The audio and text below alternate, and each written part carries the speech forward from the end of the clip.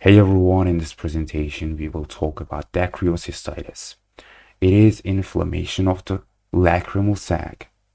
You can see pain, swelling, redness over the lacrimal sac at the medial canthus. And you can also see tearing, crusting fever. Medial canthus is right here, and you can also find in here at this image. Pus can be expressed from the nasolacrimal duct when pressure is applied over it, and it usually occurs secondary to obstruction of the nasolacrimal duct, followed by infection with Staph aureus or Streptococcus pyogenes. In general, the prognosis for dacryocystitis is good, and treatment involves removing the obstruction, irrigation, and antibiotics if symptoms are severe.